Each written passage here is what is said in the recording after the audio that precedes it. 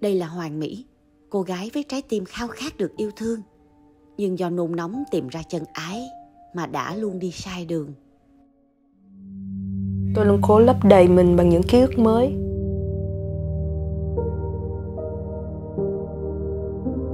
Anh muốn em gọi anh là gì? Hảo Hảo.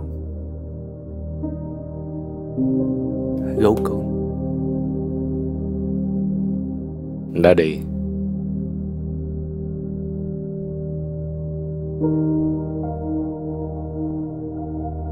Nhưng cuối cùng thì những gì tôi có chỉ là trống rỗng.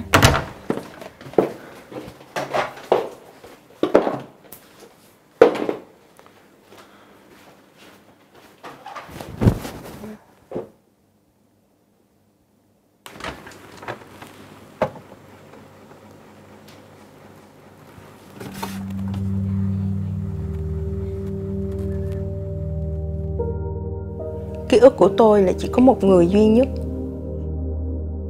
trong một mối quan hệ cứ on rồi off.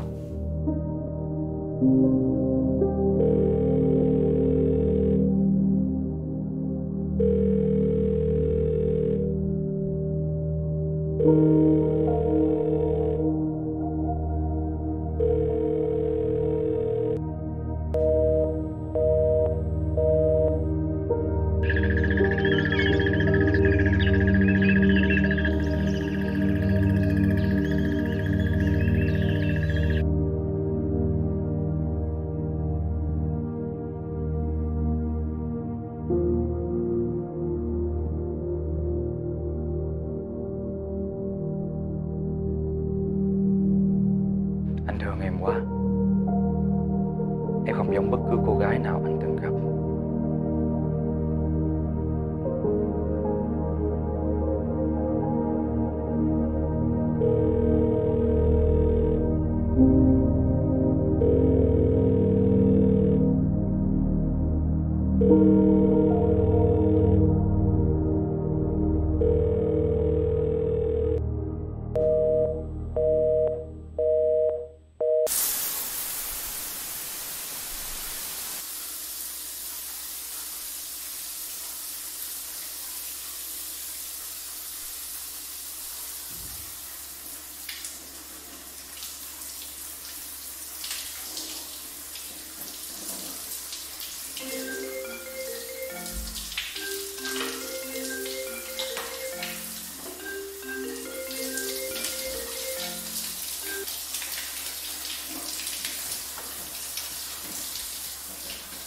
Nếu bây giờ mới gọi cho em, sao em không chịu gặp em?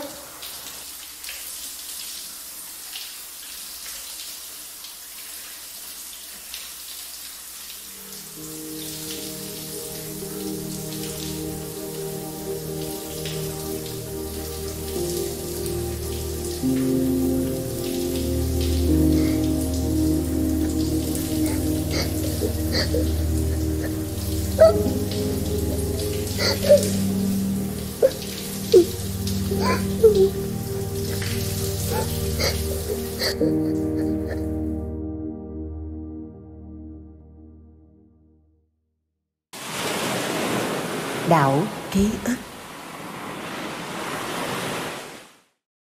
Vậy cuối cùng do em đặc biệt không giống cô gái nào, hay không có cô gái nào đủ ngốc nghếch như em để tha thứ cho anh từ lần này đến lần khác? Cheers. Chào mừng em đến với Đảo ký ức. Dạ vâng ạ. Chị Miêu ơi, giới thiệu với chị, đây là bạn Hoàng Mỹ. Thật ra là bạn đã theo dõi chương trình từ format tự tình rồi. Bạn viết cho mình vài lá thư, mỗi lá cũng không có nhiều, khoảng 4 trang A4 thôi. Ôi trời ơi. Dạ. Sau đó cái em đọc email, em thấy sao bạn mày viết dài quá, em cũng ráng ngồi em đọc hết. Thì em thấy là cô này làm văn rất là hay, gãy gọn. Và em tự đặt câu hỏi là nếu mà một người đã có thể tự phân tích được vấn đề của mình tốt như vậy, tại sao phải viết thư về một cho chương trình xa lạ? Lúc đó 9 giờ tối trong văn phòng làm việc, tại sao em viết một lá thư dài như vậy? Em thì nghĩ rằng đôi lúc mình an toàn quá thì mình sẽ không thể nào mà mình biết được giới hạn của mình có thể chạm được tới đâu. Đôi khi mình ở trong một cái môi trường nó quá tĩnh lặng thì em nghe một bài nhạc em có một cái cảm xúc, và đôi khi là tại vì mình cũng hơi rảnh quá. 9 giờ tối rồi nhưng mà lại không muốn về nhà, lại không biết đi đâu giữa cái Sài Gòn này. Mình cũng không thân quen gì hết. Tại vì trưa ngày hôm đó em vô tình em xem được series Tự Tình của mình, thì em biết rằng mình có thể có một cái nơi để mình chia sẻ được. Đôi khi người lạ mình lại có thể nói hết những cái suy nghĩ của mình không ngại ngùng, mình không bị phán xét. Đó là lý do tại sao mà em gửi bức thư cho chị Trinh. Nhưng mà em cũng gan thiệt, em biết là từ Tự Tình là những lá thư không có thấy mặt nhau để lộ diện đến với Đạo Ký Ức, nơi mà câu chuyện của em người ta sẽ bình luận, người ta sẽ bàn tán, người ta sẽ xì xào, thậm chí người ta cắt ghép. Có nhiều người còn chê bai, có nhiều người còn phán xét. Sao em vẫn quyết định là sẽ đến Đạo Ký Ức? Nếu mà mình không đứng để mình đứng lên mà mình đối diện với nó, sẽ không thể nào mà mình tìm ra được cái hướng giải quyết cả. Với lại em nghĩ là một mình em không giải quyết được, thì tại sao mình không tìm đến những người có thể giúp đỡ được mình? Hoặc đôi khi những người giúp đỡ mình chỉ mình đi một hướng ẩn dụ mà mình làm sai bét hết trơn. Ý em là sao? Ý em là thực tế là như vậy. Tại sao bạn lại có những cái thói quen yêu đương nó nhanh chóng vánh như vậy, và bạn rất là dễ dàng có thể tìm đến với một mối tình và sau đó tin tưởng người ta nhanh như vậy? Thì Hoàng Mỹ mới nói là tại em tin chị Trác Thúy Miêu. Gì? Trời ơi! Ủa sao có Đâu, chị em nói trong, thật trong cho chị câu nghe chuyện đi. Của cái người này, tại sao có chị trong câu chuyện của em? Em biết chị Miêu cũng từ lâu rồi, thì cũng qua những cái talk show, và vô tình em xem được một cái clip của chị Miêu, chị Nam Thư rằng nếu như bạn không ngủ đủ với 100 người đàn ông thì bạn đừng nên lấy chồng, sẽ rất là phí cuộc đời. Và cái đoạn sau nữa mới quan trọng nè. Rồi em làm sao với cái châm ngôn đó? Là bà vẫn tin con số đã ám ảnh. Không, em không làm theo. Khi mà em xem cái clip đó thì trước đó em vẫn đếm đủ trên 10 ngón tay rồi. Xong sau đó em đếm tiếp. Không, sau đó thì em cũng hơi chững lại, em tự suy nghĩ là mình có dễ dãi quá không? Người ta gọi là tai tiếng á. Thì em lại không nghĩ là tai tiếng, mình lại suy nghĩ gặp nhiều thì biết nhiều sẽ né được nhiều thôi.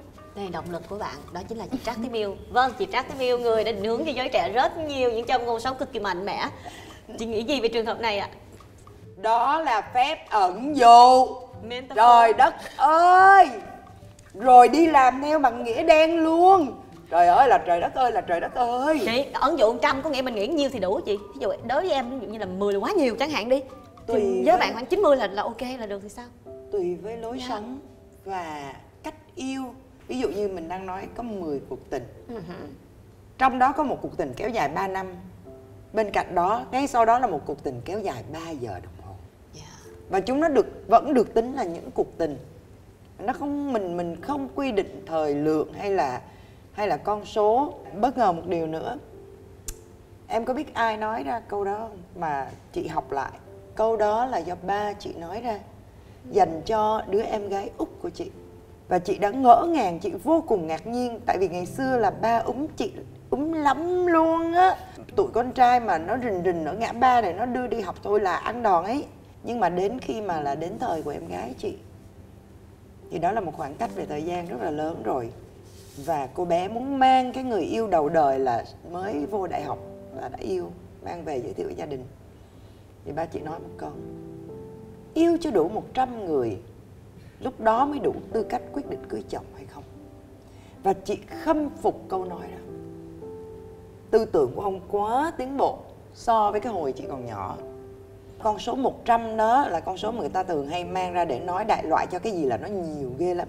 Chị em mong ơn, đừng có ráng mà làm cho tới 100 rồi ráng để mà cưới 101 người yêu chứ không phải chó đốm em nha.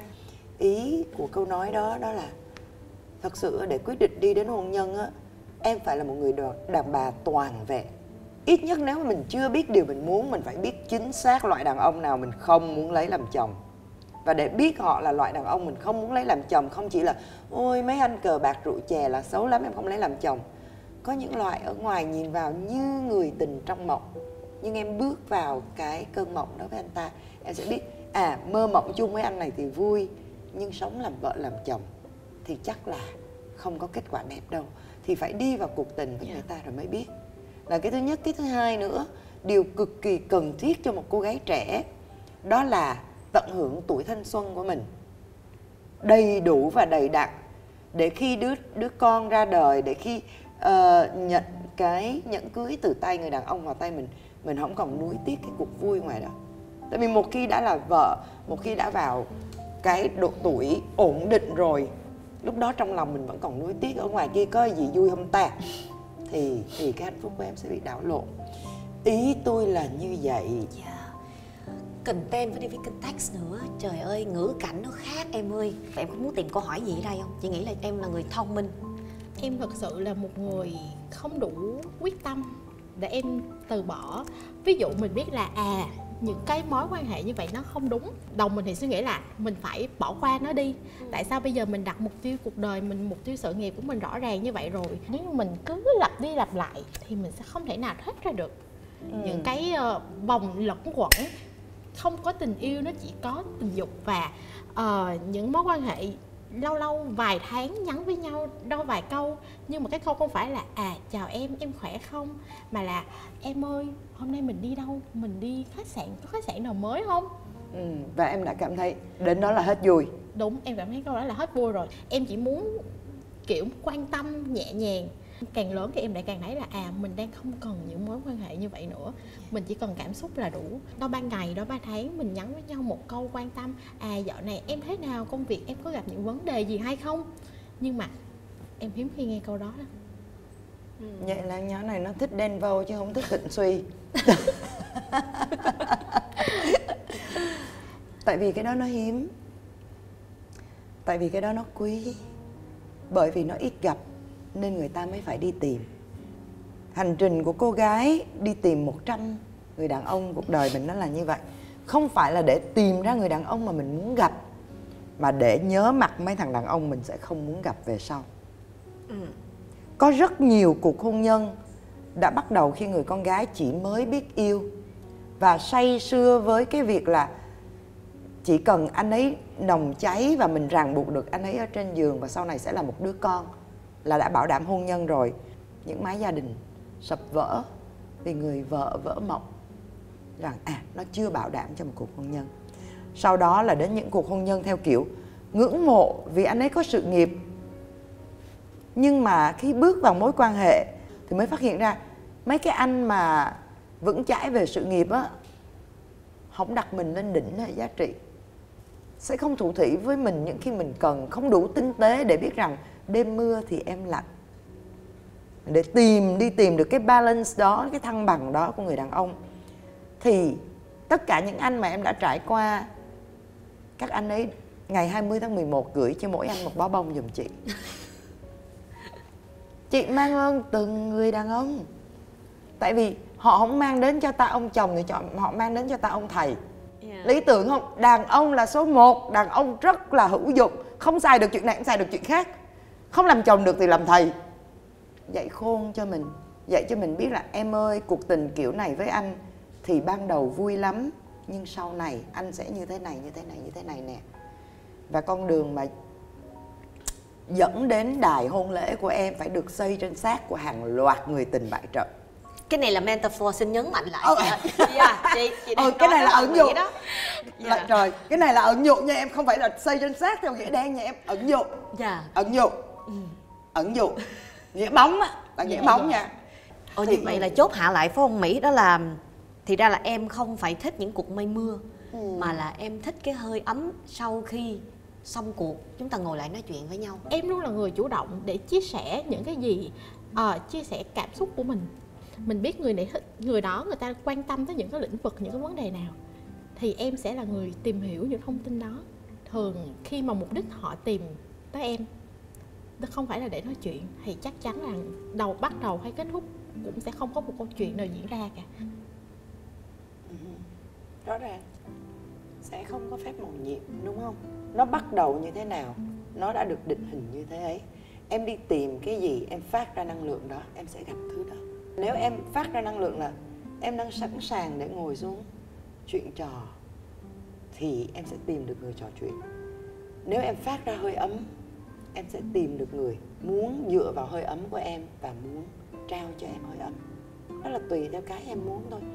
Chị thì nhiều cô gái vẫn cứ than thở là đường tình không bao giờ sòng phẳng như em chị ơi.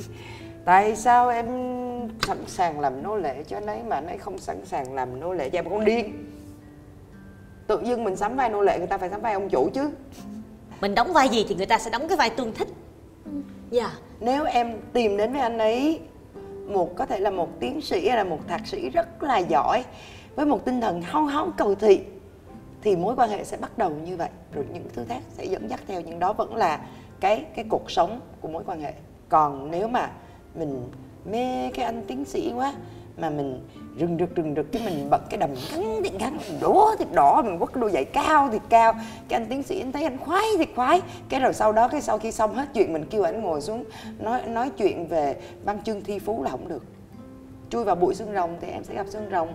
Đừng hy vọng là xương rồng một ngày sẽ nở hoa vô mặt mình. Chuyện đó không có.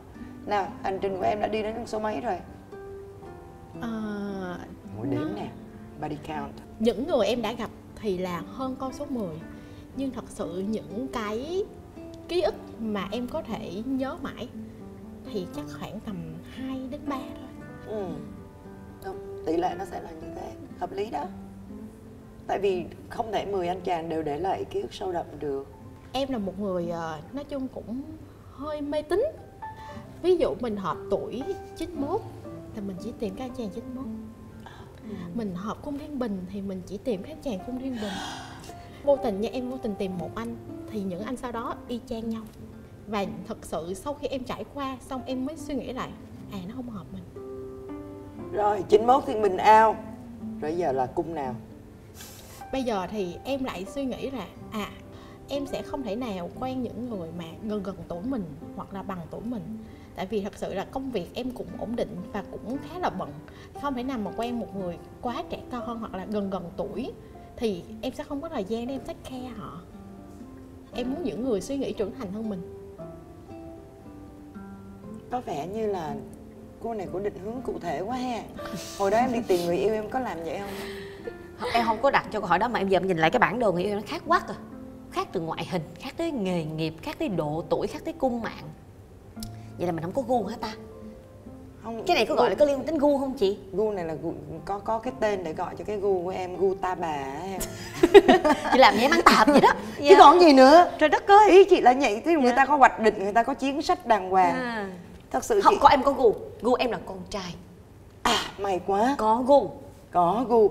Không, nhưng mà mặc dù nghe thì nó rất là mắc cười là bạn này bạn phải định hình là năm sinh hay là cung này cung nọ, nhưng mà thật sự trong phần lớn cái tình sử của các cô gái á, khi mà nhìn lại đi chặng đường nhìn lại á, thấy mấy ảnh hao hao giống nhau một điểm. Và khi mà mình có được những cái điểm chung nào đó thậm chí là mình sẽ ra được cái công thức, cái phương trình mẫu. Từ cái phương trình mẫu đó không phải là để mình đi tìm người đàn ông lý tưởng đâu, để mình hiểu về mình hơn. Mình sẽ biết vì sao mình đi tìm điều đó. Mình sẽ biết nguyên nhân vì sao có một số mối tình của mình cứ bị thất bại cùng một điểm như vậy. Mình đi tìm cùng một thứ, mình sẽ có cùng một hệ quả. Và cái hành trình gọi là mình tạm gọi theo nghĩa bóng, hành trình 100 chàng trai đó, cái quý giá nhất mà cô gái tìm được là chính bản thân cô ấy. Thích cái gì và quan trọng hơn là không muốn cái gì. Em đã hiểu hơn gì về bản thân mình rồi? Cái mà em có thể rút ra được, mình là một người quan trọng về cảm xúc hơn, hoặc là mình có quá nhiều áp lực trong cuộc sống thì mình không tìm đến những cái thú vui bên ngoài nữa, mà mình đang tìm kiếm những cái người có thể chia sẻ được với mình những cái cảm xúc lúc mình vui, lúc mình buồn, hoặc là những cái khó khăn người ta thấu hiểu được, hiểu về công việc, hiểu về cuộc sống mình. Bây giờ nếu như cho em gặp một anh chàng rất đẹp trai, sự nghiệp ổn định, giàu có, nhưng mà không đồng điệu về cảm xúc được, thì em có thể là nói chuyện một vài câu hay một vài hôm thì em sẽ không nói chuyện nữa. 100 anh chàng là một hành trình để mà một cô gái có thể học cách say no một cách dễ dàng. Mình có thể dõng dạc, đẹp trai á, dòm cũng thích mắt á, lưng lậu cả bộ cũng khá hen, nhưng mà chị xin lỗi cưng, không.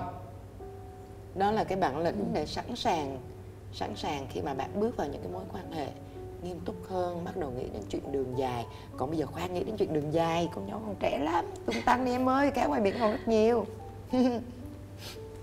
Em vẫn còn hứng thú với những cuộc vui bên ngoài. Tuy nhiên những cuộc vui nó mang tính chất lành mạnh hơn, thiện lành hơn. Thiệt là Thiện lành. Không chơi bời nhiều quá. Ngày xưa thì em rất thích đi kiểu đi bia bút này nọ vui. Nhưng mà càng lớn thì càng thấy mình thích những nơi yên tĩnh hơn. Mình thích ngồi lại với nhau, chia sẻ trong một tuần vừa rồi công việc của anh thế nào, anh gặp những gì vui, anh chia sẻ với em chia sẻ với anh. Có một cái câu chị rất thích: phẩm hạnh. Phẩm hạnh của người đàn bà, có những người đàn bà sinh ra là đã có phẩm hạnh, tại vì họ không có chọn lựa khác. Họ được giáo dục trong một gia đình phẩm hạnh, lớn lên như một cô gái phẩm hạnh và đi lấy chồng và cuối cùng chết như một cái xác phẩm hạnh. Đó là sự phẩm hạnh ngây thơ, sự phẩm hạnh hồn nhiên. Có những phẩm hạnh người ta phải chọn lựa mới có được. Đó là phẩm hạnh của một cô gái biết chơi beer pub sáng đêm là như thế nào, biết đó, nhưng biết luôn giờ về. Đó là phẩm hạnh của cô gái khi nghe đồng hồ điểm 12 giờ bà Tiên dặn là phải chạy về, níu giữ thêm một chút xíu và chạy về. Cái phẩm hạnh mà người con gái phải chọn, đã trải và phải chọn mới là thứ phẩm hạnh đáng giá. Tại vì nếu em phẩm hạnh một cách hồn nhiên từ khi em mới sinh ra thì bất kỳ cám dỗ sơ đẳng nào ở ngoài kia cũng có thể đánh đổ một người đàn bà phẩm hạnh. Nhưng nếu phẩm hạnh đó là do em đã trải qua, đã biết thừa nó là cái gì, và em đã không còn buồn quay trở lại cái máng lợn cũ đó nữa, thì thứ phẩm hạnh đó sẽ ở lại với em mãi mãi, mà không trò mèo nào ngoài kia có thể giật mất của em. Và đó mới là cái cơ sở vững chắc nhất để chàng trai cuối cùng sẽ đến với em và yên tâm cam kết cuộc đời với em. Vì vợ mình biết cách say no, vợ mình đã đủ vui, vợ mình có một phẩm giá mà cô ấy chọn, chứ không phải ai chọn cho cô ấy. Chị tin là những lời chị Miu nói á, em sẽ không quên đâu. Nhưng mà Em nhớ là người đừng thích thực suy hành tư sai. mà, đúng Nhớ không? đừng Đừng thực hành sai nha. Đừng có biến phép ẩn dụ thành trực tiếp nữa. Ngày hôm nay đảo ký ức á, giống như là một cái cuộc chạy trốn thì không đúng với em. Tại vì em thừa bản lĩnh để điều khiển cuộc chơi của mình. Chị nghĩ đây là một cái cuộc bộc bạch tour there của một nhóm bạn, không cùng thế hệ thôi. Nhưng mà chị muốn nhắc em một điều là cái nhẫn này á, từ một chàng trai trên Tinder mà một người bạn nào đó quét cho chị. Tại vì chị tin chị Miu rằng là nếu mà bạn sai cái công thức quá nhiều lần thì vấn đề là do công thức của mình có vấn đề rồi. Thì chị nhờ một người bạn chung của hai người quét giùm. Cái này không phải là một lời khuyên nha, nhưng mà đôi khi mình muốn thử Đừng xem. làm theo. Đừng làm theo. Đừng làm theo tại nhà. Đôi khi cái gu mình đó cứ lặp đi lặp lại mình sai thì có thể là do cách chọn người của mình rồi. Cái chị nhờ một người bạn chọn giùm, thì cái gu của người đó nhìn cái người này cũng hợp mắt với chị, mà chị không biết động cơ của người đó là gì. Nhưng khi người chị đó chọn cho chị thì chị gặp lần đầu tiên á, vài tháng sau là tụi chị đã chắc chắn đây là một nửa của đời mình rồi. Cái ngày đầu tiên chị gặp bạn đó đó, hai đứa không bàn về tình dục, hai đứa sẽ nói những cái chuyện như hai cái người bạn nói chuyện phím thôi, và không có đi tìm một hơi ấm luôn. Chị muốn tìm một nơi đi chia sẻ, và có lẽ bởi vì cái tín hiệu đầu tiên mình phát ra là một người bạn đời, và người ta nhận ra điều đó và người ta cũng muốn trở thành một người bạn đời. Chị tin điều đó, nên hy vọng là những điều này chúng ta sẽ không bao giờ quên là có một cái hòn đảo hư cấu, nơi đó có một bà chị hay đưa ẩn dụ mà mém chút xíu là đẩy mình xuống hố vì 100 người đàn ông, nhưng lại đó là một phép nói trực tiếp chính xác. Đây là một đôi hoa tai có tên là Forget Me Not, hoa Forget Me Not dành cho em. Đừng có quên bất cứ một người nào trong cái phép ẩn dụ 100 người em đã từng gặp, dành cho em. Rồi trong cái ngày trọng đại đó em gặp người đó, biết đâu em sẽ đeo cái đôi bông tai này. Và con đường vinh quang nó sẽ được xây trên... Thôi. Chị đừng có nói thêm metaphor nào nữa. Chị gửi cho em cái nắp nha. Nhớ 20/11 gửi hoa cho tụi nó. Hôm trước 20 tháng 11 vừa qua em còn suy nghĩ là nên viết một cái status như vậy. Thật ra ngày này người mà mình nên cảm ơn đầu tiên là người yêu cũ. Đúng. Nhưng mà em viết xong rồi em lại xóa. Tại vì chạch lòng nguyên cái friend list phải không? Đúng, tại vì này bạn bè em còn bạn bè của người yêu cũ của em thì còn rất là nhiều. Nói chung là em không muốn sau khi chia tay thì mình sẽ phải lên mạng xã hội mình nói xấu gì về người đó. Cái đó không. Chị ở đây chị em không có ý chua tới. chát, Dạ. mà là thật sự ghi nhận các anh ấy, thật sự ghi nhận vai trò và sự có mặt của các anh ấy trong cuộc đời mình, chứ không phải là nói mỉa đâu. Mình đừng có hiểu theo cái nghĩa gì đâu nè. Thôi nè, thơm tho cuộc đời lên. Đây, một món quà khác ngoài thương hiệu phụ kiện Erin ra thì mình còn có một món quà từ cỏ mềm Homelab. Những cái này các bạn ấy tự làm hết, một cái thương hiệu rất Việt nhưng mà chất lượng thì khá là cao cấp nha. Em vẫn thấy là hàng Việt cũng khá là tốt. Cái câu này là quảng cáo. Rồi, cảm ơn em đã 10 giây dành cho quảng cáo hàng Việt Nam chất lượng cao nha quý vị. Chúc em những điều bình an nhất cho những cuộc tình sắp tới. À không, một chút sóng gió cũng không sao. Dạ, thật ra nên sóng gió bấp bênh để cho nó vui. đúng rồi, để vui. Lâu lâu buồn cái cho nó vui. Rồi, đi may mắn nha em. Dạ vâng, em cảm ơn anh chị. Em cảm ơn hai chị. Là chị là anh, em là chị đó. Không có mấy anh camera. Tạm biệt đó. Dạ rồi, em cảm ơn chị. Chào mừng Hoàng Mỹ đã quay trở về từ chuyến du hành ở đảo ký ức của mình. Những chuyện tình mau đến mau đi và cũng tạo ra cho bạn rất nhiều những thông tin để có thể hiểu rõ bản thân mình. Tôi nghĩ rằng trước hết trong câu chuyện này, với sự quan sát của tôi khi mà bạn cùng với những người đồng hành của mình quay về đảo ký ức, thì tôi nghĩ rằng là chúng ta cũng nên cảm ơn những cuộc tình đó. Mặc dù kết quả của nó xem như là tay trắng, nhưng rõ ràng là bạn đã trưởng thành biết bao nhiêu, bạn đã tìm thấy được chính bản thân mình và bạn cũng đã có rất nhiều những cái bài học vô cùng bổ ích. Tuy nhiên những bài học này nó chỉ có giá trị khi mà chúng ta thực hành thêm một vài điều nữa để trong tương lai bạn xây dựng được những cái mối quan hệ nó thực sự là chất lượng đối với cuộc sống của mình. Một vài điều mà tôi cảm thấy cần phải chia sẻ với bạn trong cái quá trình quan sát của mình, đó là việc mà bạn có vẻ như đã khá là khủng hoảng trong việc định vị mình là ai. Chúng ta khi thiếu tôn nghiêm bản thân và tiêu chuẩn cá nhân trong việc xây dựng các mối quan hệ, đặc biệt là mối quan hệ tình yêu, nó sẽ dễ khiến cho các bạn định vị sai cái vai trò xã hội của mình. Đáng lý ra chúng ta sẽ là một trong hai người cùng vun bồi cho một cái quan hệ tình cảm nó đơm hoa kết trái, nó nảy nở và nó lớn dần hơn, và nó được tạo dựng bởi cái sự cộng gộp trách nhiệm của cả hai. Thì đôi khi các bạn đã trở thành hoặc là người quá phụ thuộc trong mối quan hệ đó, hoặc lại trở thành một cái người quản gia trong cái mối quan hệ của mình, để rồi chuyện lớn chuyện nhỏ gì thì cũng đến tay của mình cả. Thực tế thì khi mà chúng ta thiếu đi những cái tiêu chuẩn được định vị trước đó, cũng như là tôn nghiêm bản thân, thì rất là khó để bạn có thể trước hết là tìm được cho mình một cái đối tượng phù hợp. Và cái điều thứ hai đó là chúng ta vốn đã cho rằng cái sự phù hợp này nó đến từ định mệnh. Nhưng thực tế thì trong câu chuyện giao tiếp liên nhân cách, mọi cái kết quả có được trong một cái mối quan hệ nó phải đến từ hai phía, và nó phải đến từ chính cái quá trình mà cả hai đã xây dựng cái mối quan hệ đó như thế nào. Điều này có nghĩa là cặp đôi hoàn hảo vốn không phải là một cái kết quả có sẵn. Vũ trụ chỉ xếp đặt những cái cơ duyên thôi. Còn lại bạn vận hành cái cơ duyên đó như thế nào, nó đến từ việc mà giữa chúng ta có những cái giao cảm tích cực với nhau, và chúng ta thực sự có cho nhau những cái sự bao dung, cũng như là hướng dẫn nhau về hành vi dựa trên cái sự nghiêm túc của mình trong cái quá trình xây dựng cái mối quan hệ đó hay không. Và rất tiếc là Hoàng Mỹ đã không gặp được những cái đối tượng mà vốn người ta thực sự nghiêm túc đi lâu dài với bạn. Bạn đang bị hoài nghi, bạn cũng đang bị khó hiểu, bạn cũng đang cảm thấy không cam tâm là vì sao trong rất nhiều vấn đề khác của cuộc sống mình đã vô cùng thành công, mình đã có một cái mức thu nhập rất là lý tưởng, mình đã từng đạt được những cái mục tiêu vô cùng cụ thể trong công việc của mình. Thì một chút lý giải đó là chúng ta đừng quên rằng quan hệ tình cảm lại là một câu chuyện hoàn toàn khác. Và đây là mọi vấn đề tình cảm ở rất nhiều mối quan hệ khác nhau, dù đó là quan hệ huyết thống hay là một cái mối quan hệ xã hội mà nó nảy sinh trong quá trình sống của chúng ta. Thì chúng ta lưu ý rằng là kết quả của một cái mối quan hệ nó là sự tương tác từ hai bên. Như vậy thì nếu như mà chúng ta thiếu cái kỹ năng để chúng ta có thể nhận diện đối phương, chúng ta thiếu những cái kỹ năng để có thể bộc lộ bản thân mình đúng vị trí trong mối quan hệ đó, thì rõ ràng là bạn rất là khó để có thể có được những cái mối quan hệ chất lượng.